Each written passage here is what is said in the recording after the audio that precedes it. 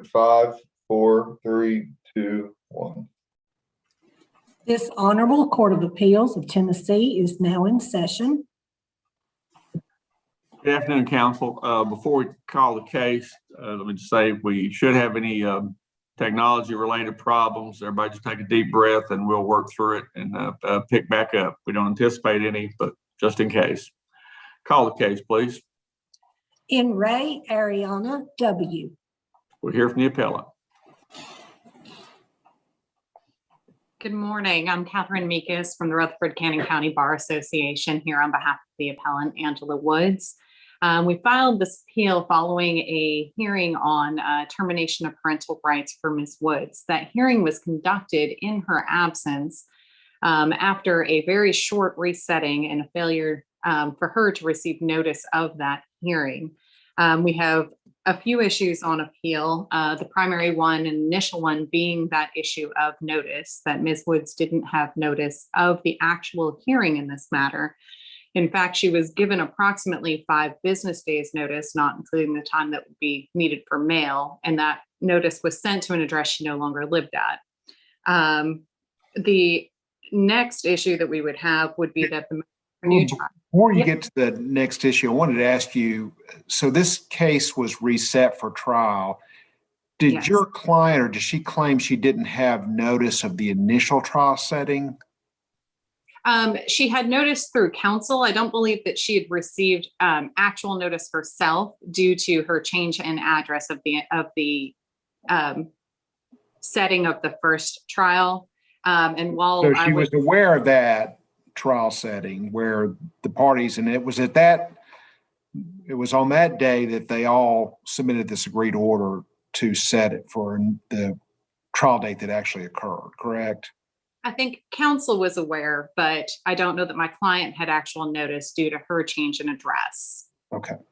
And while we would aver or admit that she should have kept her counsel apprised of her new address, she didn't have actual personal knowledge of that first hearing. Then when the parties all came to that first hearing, that her counsel was present, as well as opposing counsel, guardian ad litem.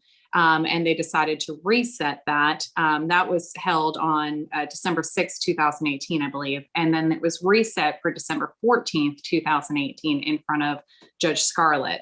And at that time, the time period where she had gotten notice or where notice was sent to her last known address to the time of the hearing on December 14th would have been approximately 5 business days at that point.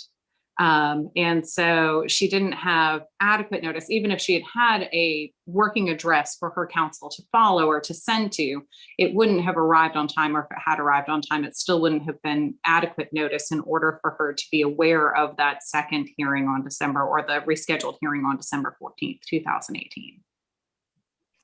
What shows us, what's in the record shows us that she, as far as the first hearing date, that she did not receive notice, personal notice, I guess. There's no dispute that her counsel received notice, correct? Correct, Your Honor. Did her counsel say anything about whether or not he or she attempted to notify? She had said that she had sent notice of the December 14th hearing date to Ms. Woods at her last known address that she had for her. What about the first hearing date? Your Honor, why was she not there? So the notice for the first hearing date was sent to that last known address as well, and she had moved from that last known address. But I was under the impression that she moved only shortly before the second trial date, and that's why I missed her. So I guess getting back to the Chief's question, why wasn't she aware of the first trial setting and appeared for that? Your Honor, my understanding of that, and I need to maybe double check my notes, but I believe she moved even prior to the first setting of that trial. I don't believe that she had been there was no contact between her and counsel prior to that first setting of that, but prior to right, that. But even if that's true, the important timing would be, did she move before the notice of the first trial went out? And that's, I think, the problem you've got here is that she was where her counsel thought she would be when the notice of the first trial went out, right? I don't believe so, Your Honor. I believe So the notice of the first trial setting went out just a few days before December 6th. When the notice of the first trial happened, I believe she had already, and I apologize, I don't know the exact date that was sent to Ms. Woods. But I think she had already moved even prior to that notice being sent.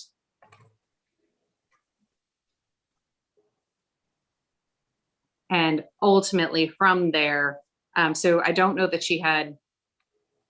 I don't believe she had notice of that very first hearing, let alone then the second hearing she hadn't had notice. I don't think the move was so close in time there. And so she had gotten contact after the second hearing had occurred. She had received or had become in contact with her then counsel and found out that the hearing had occurred in her absence. But I believe that she had moved prior to the setting of the first, or prior to that first hearing that had occurred on December 6, 2018.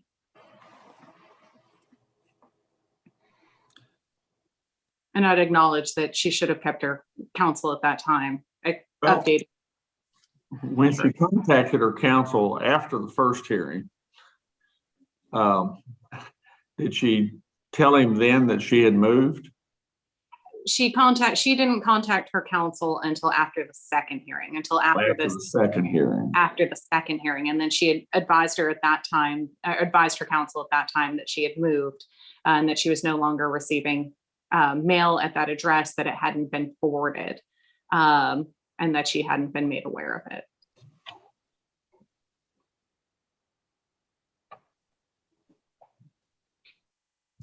And so I know in this case, there's a question about whether or not the grounds for termination were properly pled, and specifically the ground of abandonment by failure to visit or support.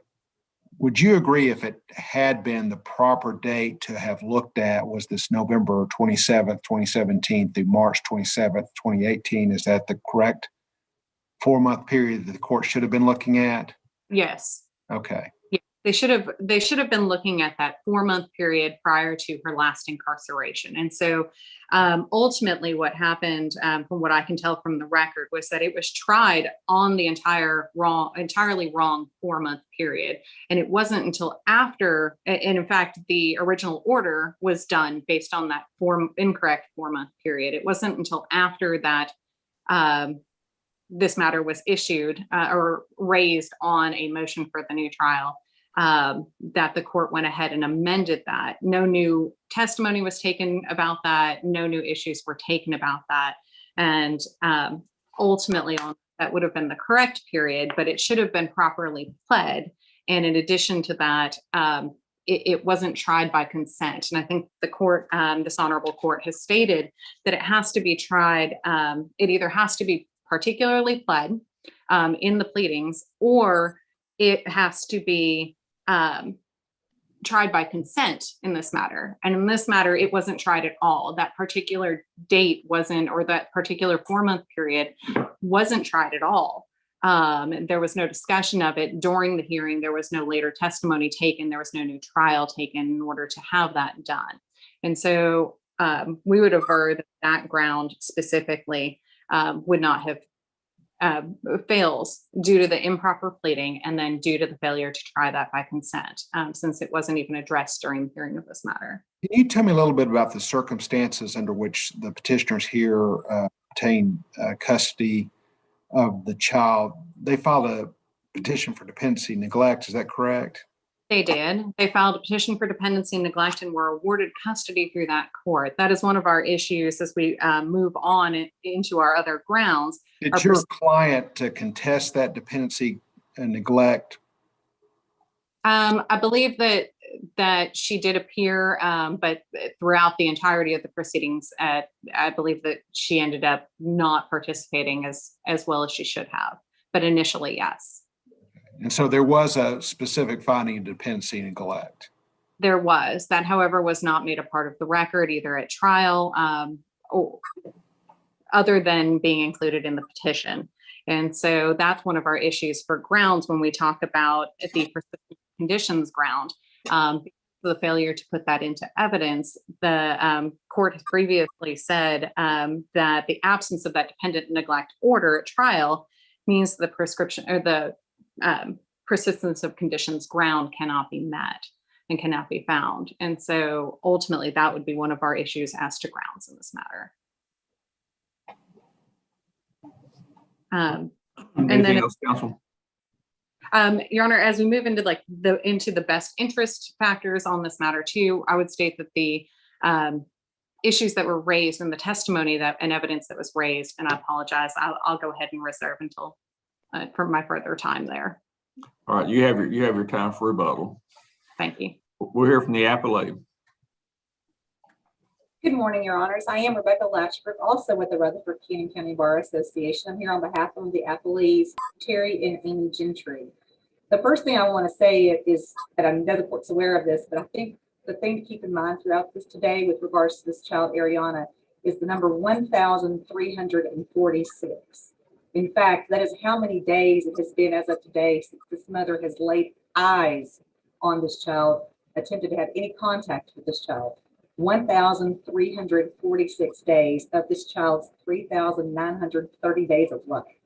She is 10 years old, and this much time, October 30th, 2017 was the last time this mother had any contact. And I think Your Honors went to very important, relevant issues in this. With regards to the underlying dependency and neglect, that particular order was a part of the record in that it was attached to the petition in this cause, we would assert. And in that particular matter, mother failed to appear even at the dependency and neglect trial. Ms. Meekus did, I think, correctly state this, and Your Honors to point to this. We were scheduled to have that trial on December the 6th of 2018. Due to the court scheduling, we were unable to go forward that day. The record does show that a home study had been completed on behalf of my client's residents, and the reason why it was reset so promptly right there before the holidays was because that home study was set to expire the first week of January, which would have caused undue prejudice and delay with regards to permanency for this child. So we were granted a rather quick reset date. And again, we concur. Had Ms. Woods let her counsel know of her contact information, had she participated with counsel in preparation for the trial, had she contacted even the clerk of the court with regards to her contact information, we might not be, I would assert we wouldn't be here today. Also, with regards to that quick reset date, again, had mother contacted anybody with regards to her contact information, attempted to do any involvement with this minor child at any point in the last 4.5 to 5 years, whether other than just taking use of the extraordinarily able-bodied court-appointed counsel that this woman has been afforded throughout these proceedings, we wouldn't be here. The record does show that Ms. Rocky, her trial counsel for the termination of parental rights, asserted she had not had contact with her client in months, even that would have gone much further than before that December 6, 2018 trial date. With regards to the other issues, we would assert if this court were to find that it was an issue where this was not properly pled, implied consent would also apply. I think the case law is replete with areas where they find that if mother was on notice of what was being pled against her, what relief was being requested before the courts, how grave the constitutional issues were for the permanency and safeguarding of this child. Again, had able-bodied counsel at every stage of these proceedings up through and including today with Ms. Meekus. She has failed to avail herself of anything other than saying, please feel sorry for me because of the lot I've created in life and I really want to get my child back. But I'm going to do nothing to try to do that anyway other than continue to appeal and delay permanency for this particular child. Let me ask you about Mother here's raised some really significant concerns about the grounds relied on, and your brief really doesn't touch on those. What should I read into that the brief doesn't address those issues? Respectfully, what we would assert is that the findings of facts and conclusions of law that were asserted through the trial courts, Judge Scarlett, did thoroughly address the particular issues.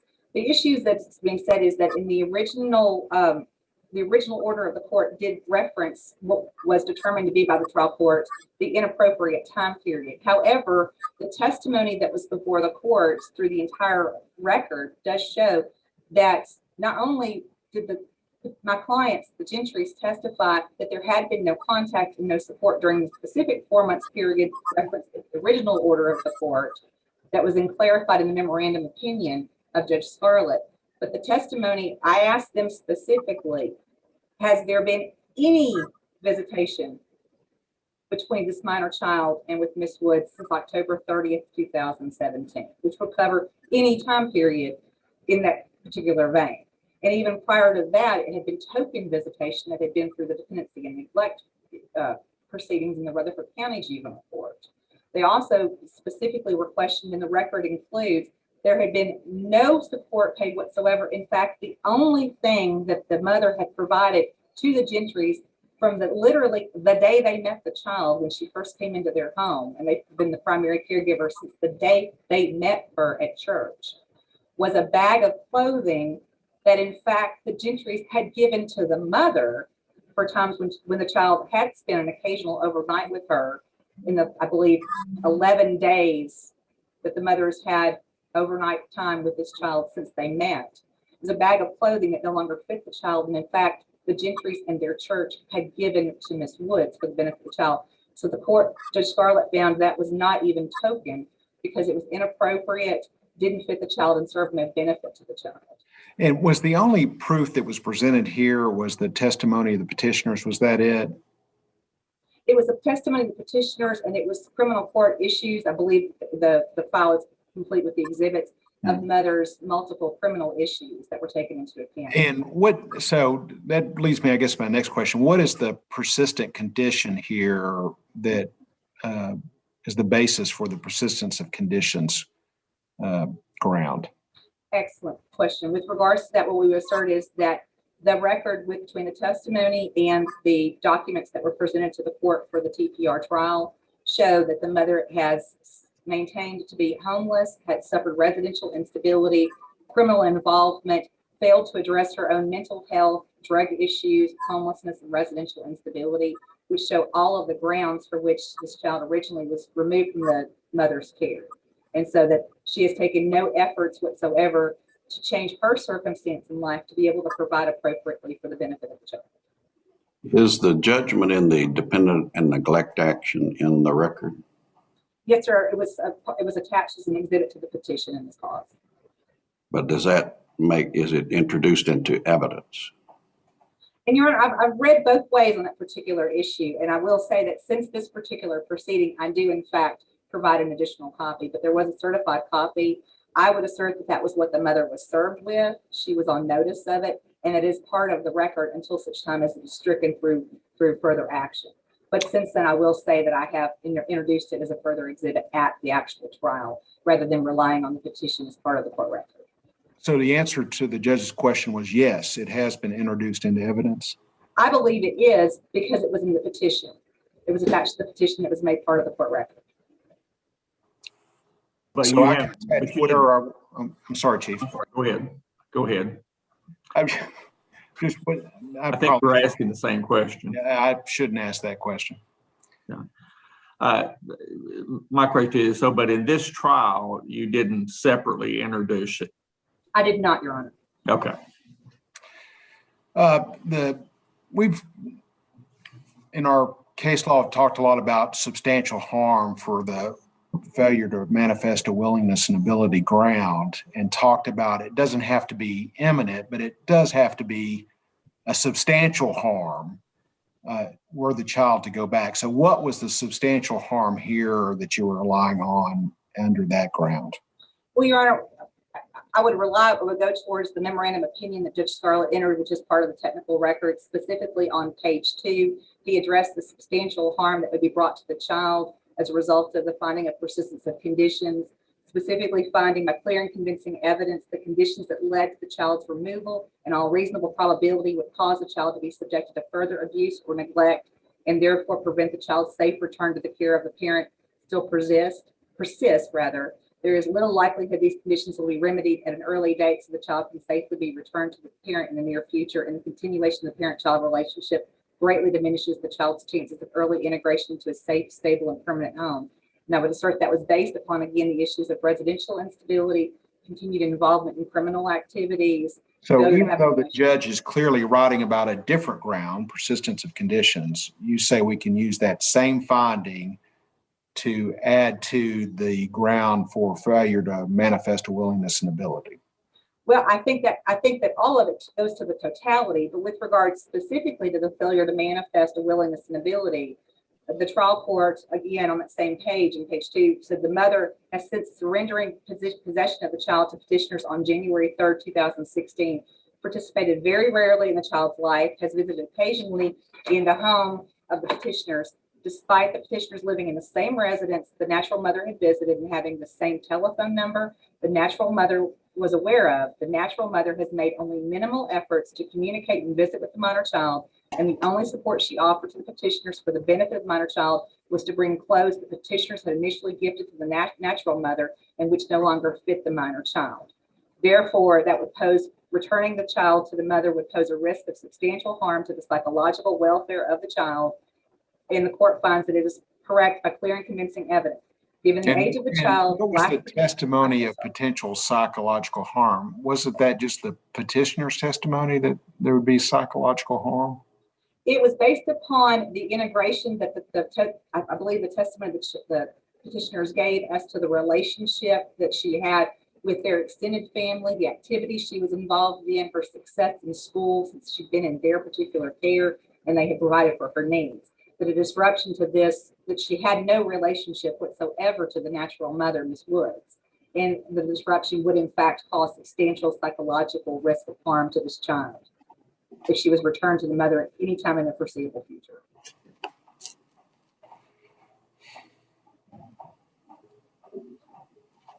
Anything else, counsel?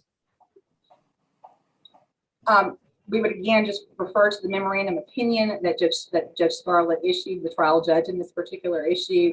We would state that in fact, while ably represented, the issue with regards to notice, that the mother did in fact have notice of these proceedings and what was going on with her.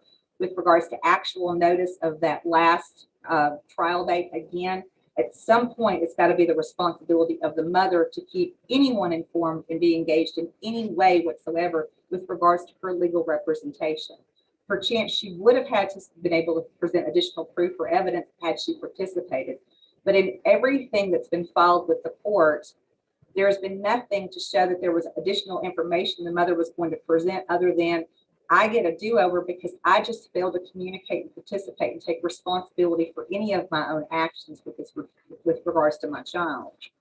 There's nothing regarding any classes she's taken, that she's provided any form of support, benefit, emotional for this minor child, shown any involvement other than through contacting legal representatives after the fact to garner ignorance, and that somehow counsel should have done more to help herself to be a part of her child's life. So we would ask that this court allow this child to be able to have permanency, and that respectfully that the opinion of the trial court be upheld in this particular matter and this child be eligible to be adopted. Thank you. Thank you, Your Honor. I'm sorry, was there any other questions? We'll hear from the appellant in rebuttal. Thank you. When we're talking about the ground, specifically about the ground of abandonment and the improper pleading of that 4-month period, when we turn to In Re Samuel R, and we're looking at that case, this court had determined in that case that the improper pleading of the 4-month relevant period could be overcome if it had been tried by consent. And what they discussed in that case was the difference between trying it by consent versus trying it between trying it by consent and realizing after the fact that it had been the wrong 4-month period. In that case, they had a discussion about a previous case where the court had determined halfway through that it had been the wrong 4-month period had been used, and they started having testimony and evidence introduced about the correct 4-month period. And this court then determined that the trial court had properly tried that by consent. In this matter, as well as in the In Re Samuel R matter, it's differentiated in that the trial court only realized after the trial had been concluded that the wrong 4-month period had been used, and therefore it was not a proper basis for the ground. What was testimony given about the relevant to the correct 4-month period? There was never testimony specifically about the relevant 4-month period. There was some general testimony, and that would have been the only testimony that could have gone to even remotely support it, about mother not having visited for a number of months or a substantial period of time. Since 2017, 2018. Since 2017, 2018. And that time period would have included the correct 4-month period. It would have. It didn't, however, go into what her means and her ability to visit or support whether or not willful. And while I'll acknowledge that the petitioners weren't required to prove willfulness during that, since the statute changed, it goes right back to that notice argument. Is if she didn't have proper notice of the hearing, she wasn't able to come and defend herself on the willfulness issue. And so it was very vague testimony regarding that rather than specific testimony about that 4-month period. When we get into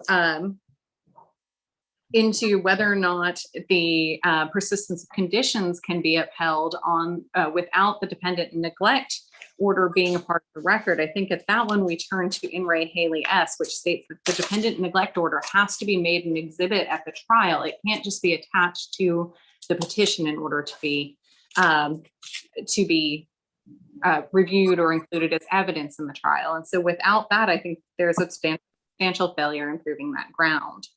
On the issue of failure to manifest, especially on the likelihood of issues with reunification, there was no proof put on about mother's current situation, no proof put on whether placing the child in the mother's care would pose a risk of substantial harm. There was no testimony or evidence put on about mother's efforts to help herself or to do anything in order to make her home safe. There was nothing to put on about the mother's home period or where she had been or what she had done. The only evidence that was introduced to substantiate that portion of that ground was that this minor child is well bonded with the petitioners and that she has a good relationship with the family. I believe it was a substantial number of pictures. It wasn't, however, anything about her relationship with the mother, whether or not there was any way that relationship could be reunified or rehabilitated. Well, I mean, there was no relationship with the mother, was there? Your Honor, there was testimony that would support that prior to she had made attempts to visit, but they had been, I'll candidly admit, that had been a substantial period of time where she had not seen the child. She was incarcerated for a good portion of that time, and so didn't have the willfulness or the ability to visit and or support during that time for the purposes of termination. So that would be our argument on that portion. I just think that the grounds that have been pled in this have not been held to a clear and convincing standard, given that there are deficiencies in the testimony and the evidence to support those grounds. And then when we look at the best interest factors, I think we have the same thing. We have a whole lot of testimony about how well she's doing with petitioners and how much they love her, but not enough that goes towards the actual issues at hand, which is her relationship with the mother. Thank you. All right. Our thanks to counsel for both sides for your briefs and your oral arguments on this. Madam Clerk, if you would please recess court until 1 o'clock. I believe you're muted. Thank you. This Honorable Court of Appeals is in recess until 1 p.m. Thank you. Thank you, counsel. Your Honors.